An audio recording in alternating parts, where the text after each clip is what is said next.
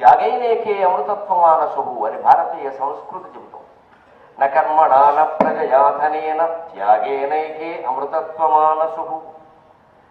నువ్వు ఎన్ని కార్యక్రమాలు చేసినా, ఎన్ని సంస్థలు పెట్టినా, ఎంతమందిని అందులో సభ్యులుగా చేర్చినా, ఎన్ని యజ్ఞయాగాదులు చేసినా, ఇంత లోకంలో ఎంత పెద్ద గొప్పవాడివైనా, ఎన్ని పదవులు నువ్వు అలంకరించినా నీకు అమృతానందం కలుగుతుందని చెప్పని. ఆనందం కలిగేది కొన్ని క్షణాలు, మళ్ళీ తర్వాత విమర్శలు, జడివాన ప్రారంభం. రెండవది ప్రజయ, సంతానం. నీ సంతానం వల్ల కూడా నీకు ఆనందం కలుగుతుందని చెప్పలేం. ముందు సంతానం, తర్వాత సంతాపం, వెంటనే వస్తాయి ఇవన్నీ. కలగనంత వరకు కలగలేదే అంటారు. అక్కడి నుంచేమో బాలారిష్టాలు, అనారోగ్యం, మా అమ్మాయి ఏమిటో ఎండిపోయిందండి, సన్నగా ఉందండి అంటారు. అక్కడి నుంచి పెళ్లి అయిన తర్వాత లావెక్కిందండి, అదో ఏడు పక్కన. ఇది ఎక్కకుండా ఎలా ఉంటారు, లావెక్కక సన్నం. అక్కడి నుంచి వాళ్ళకి చదువు రాలేదండి, చదువు వస్తే ర్యాంకు రాలేదండి, ర్యాంక్ వస్తే సీటు రాలేదండి, ఇన్ని వస్తే మంచి మొగుడు రాలేదండి. ఇవన్నీ పెద్ద గొడవే. దీనికోసం అమ్మాయి మొగుడు కోసం తల్లిగారు వ్రతాలు చేయడం. ఆవిడకు మొగుడు వచ్చాడు, ఆయన అందుకే ఈ అమ్మాయి ఇచ్చాడు. అందుకే మళ్ళీ ఆవిడ మొగుడు కోసం ఆవిడ కాదు, ఈవిడ మొత్తం యాత్రలన్నీ చేసి మా అమ్మాయి జీవితం బాగుండాలి. ఆ అమ్మాయి జీవితం బాగు గురించి ఆ అమ్మాయి ఏం చేయదు, పబ్బలోనో క్లబ్లోనో ఉంటుంది. అక్కడ ఈవిడ మాత్రం వ్రతాలు చేసుకుంటుంది. వీరెక్కడ వారెక్కడ ఉన్నంతకాలం ఏమీ ఫలితం రాదు, అనుమానం ఎలా. వాళ్ళ గురించిన బాధ వాడు పడ. ఆ వైరాగ్యం ఈ తల్లిదండ్రులకి రావాలి. పట్టుకుని తాపత్రయ పడిపోవడం. వీళ్ళకి 40 ఏళ్ళు వచ్చాక, అమ్మ ఏమనుకోకమ్మా, నువ్వు ఓల్డేజ్లో ఉండమ్మా, నీకు ఏజ్ గ్రూప్ అమ్మా, మీ ఏజ్ గ్రూప్ వాడు ఉన్నారమ్మా అనగానే ఈ కాలం పిల్లలు ఇంతే అనుకోవడం. ఏం చేస్తామని? తల్లుడికి పిల్లలు భారం అయ్యారు. 4 ఏళ్ల పిల్లాడు భారమే హాస్టల్లో బారేసినప్పుడు తప్పులే కాదండి. 40 ఏళ్ళు వచ్చాక వీళ్ళని ఓల్డేజ్ హోమ్లో బారేస్తే తప్పే ఉందండి. వీళ్ళు చేసిందే వాళ్ళు చెప్తున్నారు. మీరు మమ్మల్ని భరించలేకపోయారు, అందుకే మేము మిమ్మల్ని భరించలేము. మా ఏజ్ గ్రూప్ కోసం మమ్మల్ని హాస్టల్లో బారేశారు, పట్టుకెళ్ళి ముద్దు మురిపలు లేకుండా. అందుకని మేము మిమ్మల్ని బారేస్తాం ముసలాళ్ళ దగ్గర. 2వ శనివారం వస్తాం, 2 యాపిల్ పళ్ళు ఇస్తాం, సంతోషంగా ఉంటాం. జరుగుతున్న భాగవతం ఇదే కదా. దీనికి కారణం విలువలు లేని విద్యా విధానం. ఇవాళ ఇంజనీరింగ్లో చేరుతున్న ఇంతమంది విద్యార్థులు నా కుమార్తె లాంటి వాళ్ళు కాబట్టి మాట కటువుగా ఉన్నా మనస్సుకి నచ్చే మాట చెబుతానమ్మా, అది నా పద్ధతి. ఒక్కసారి నారాయణమ్మ గారు కానీ, పుల్లారెడ్డి గారు కానీ చిన్న స్వీటు దుకాణం పెట్టుకుని మామూలుగా గుమాస్తా ఉద్యోగాలు చేసుకుని బతికినటువంటి పెద్ద మనుషులు ఇవాళ ఇన్ని ఇంజనీరింగ్ కాలేజీలు ఇక్కడ కర్నూలులోని ఎన్నో విద్యా సంస్థలు స్థాపించి అంతర్జాతీయంగా పేరు ప్రతిష్టలు గడించి ఇవాళ హిందూ సంస్కృతికి జీవనాధారం అనదగిన స్థితికి ఆ కుటుంబం ఎదిగింది. నేను ఆనందిస్తున్నాను నిజంగా. లేకపోతే అఖిల భారత విశ్వ హిందూ పరిషత్ అధ్యక్షుడుగా రాఘవరెడ్డి గారిని ఎన్నుకునేవారు కాదు. ఆ కుటుంబం యొక్క సుగంధాన్ని, ఆ తీయదనాన్ని ప్రపంచానికి అందరికీ పంచిపెట్టగలిగిన వ్యక్తి ఆయన నిర్ణయించి ఆయన నా స్థానంలో కూర్చోబెట్టారు.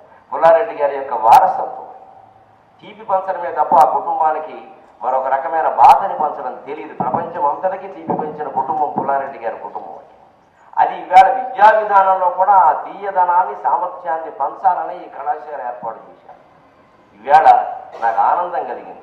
నేను వచ్చేటప్పుడు అడిగా, మొట్టమొదటి సంవత్సరం వాళ్ళకే సభ అంటే ఎంతమంది ఉన్నారండి అన్న. పేరు చెప్పను కానీ ఈ మధ్యలో 2-3 ఇంజనీరింగ్ కాలేజీలకు వెళ్ళా. 3వ సంవత్సరం 4వ సంవత్సరం వాళ్ళతోనే సభ పెట్టారు. ఏం ఫస్ట్ ఇయర్ వాళ్ళు ఏమయ్యారన్న, ఇంకా ఎవరు రాలేదన్న. అందుకని ఒకవాడు గట్టిగా 1 గంట సేపు ఉంటే నన్ను చేరమంటారేమో, నేను వెళ్ళిపోయాను. అంత లోపు పోయింది వ్యవహారం మనకు తెలుసు. ఎందుకంటే అనుమతి ఇవ్వకూడని కాలేజీలన్నిటికీ 100-200 ఇస్తే సరిపోయేదానికి 750 కాలేజీలకు అనుమతి ఇచ్చారు ప్రభుత్వం.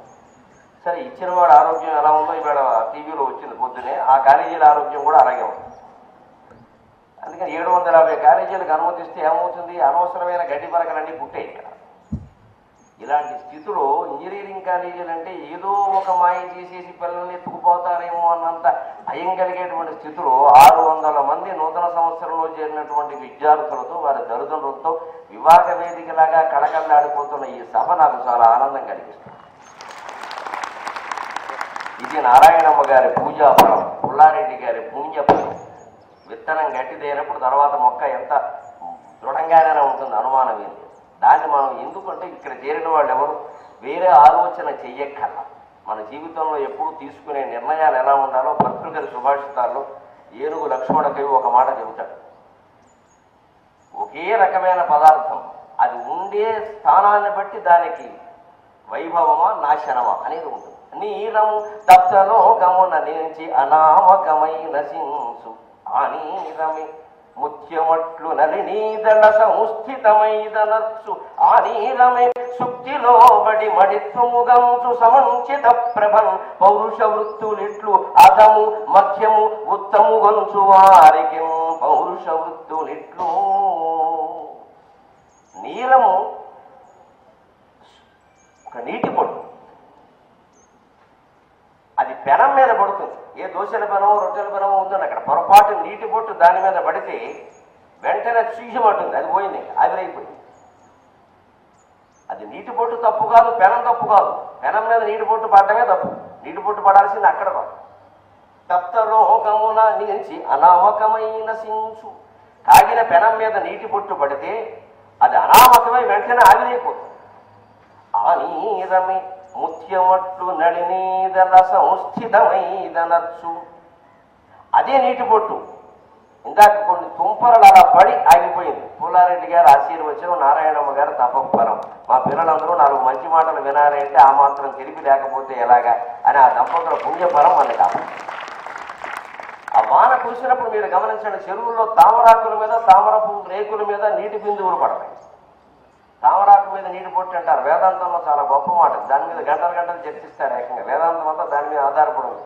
మనకి ఇవాళ నీటి పొట్లు ఉన్నాయి కానీ తామరాకులు లేవు చూడడానికి. వెళ్ళా చెరువులన్నీ ఆక్రమించి బస్ స్టాండ్లు కట్టాం కదా, కళ్యాణ మండపాలు, అందుకని ఎక్కడ తామరాకులు. ఆ తామరాకు మీద నీటి పొట్టు పడినప్పుడు చూడండి, అది అటు ఇటు కదులుతుంది, చాలా వేగంతో చలించిపోతుంది. కానీ ఆశ్చర్యం, మీరు ఆ తామరాకు మీద చూస్తే ఇంతకుముందు నీటి పొట్టు ఇక్కడ ఉండేది అనే మరక కూడా ఉండదు. నీరు తామరకు అంటదు. అలా అంటీ ముట్టనట్లుగా జీవితంలో ఉన్నవాడు సుఖంగా ఉంటాడని చెప్పడం కోసం పద్మభక్తమివ అంబస, తామరాకు మీద నీటి పొట్టు అని చెబుతారు. కానీ అందులోనే భక్తు గారు ఇంకో రకమైన లక్షణం గమనించి చెబుతున్నాడు. పెనం మీద పడిన నీటి పొట్టు వెంటనే ఆవిరైపోయింది. తామరాకు మీద పడిన నీటి పొట్టు కాసేపు మనం చూస్తే ఫోటో తీసుకుంటాం మనం వెంటనే. నీటి పొట్టు ముత్యంలా ప్రకాశిస్తుంది, అది ముత్యం కాదు, ముత్యంలా. అందుకే కొన్ని ప్లాస్టిక్ మొక్కల మీద కూడా మీరు గమనించండి, ఆకుల మీద ప్లాస్టిక్ బిందువులు పెడతారు. కర్మలో పెద్ద కర్మ అంటారు. ప్లాస్టిక్ కాకే ఒక కర్మ, దాని మీద మళ్ళీ ప్లాస్టిక్ పొట్టు ఇంకో పెద్ద కర్మ. ముష్టిలో వీరముష్టి అని ఒకడికి 5 రూపాయలు మనం ఇస్తే అందులో 2 రూపాయలు వాడు ఇంకోటి వేసింది, దాన్ని ముష్టిలో వీరముష్టి అంటారు. అలాగే కర్మలో పెద్ద కర్మ. అసలు ప్లాస్టిక్ మొక్క, ప్లాస్టిక్ కాకే చూస్తేనే శని అంటుంటే దాంట్లో మళ్ళీ నీటి పొట్టు ఉన్న ఫీలింగ్ ఎందుకంటే నీటి పొట్టు ఉండే చోటుకు పోవచ్చు కదా. ఈ ఫీలింగ్ దేనికి పనిలే, చిన్న ఫీలింగ్ వస్తే సరిపోయిందా తినద్దా? మీరందరూ ఇంజనీరింగ్ పాస్ అయిపోయినట్టు ఫీల్ అవ్వండి. ఫీల్ అయితే ఫూల్ అవుతారు, చదవాలి 4 ఏళ్ళు కష్టపడి. ఫీల్ అవ్వడం ఏమిటి? ఫీలింగ్కి ప్రాధాన్యత ఇవ్వకూడదు, ఉండాలి కదా, అసలు వాస్తవం ఉండాలి కదా. ఆ వాస్తవం కనపడాలంటే మనం చెరువు దగ్గరికి వెళ్ళాలి. పరిశోధనాత్మకమైన బుద్ధి ఉన్న వాళ్ళే గొప్ప విద్యార్థులు అవుతారు.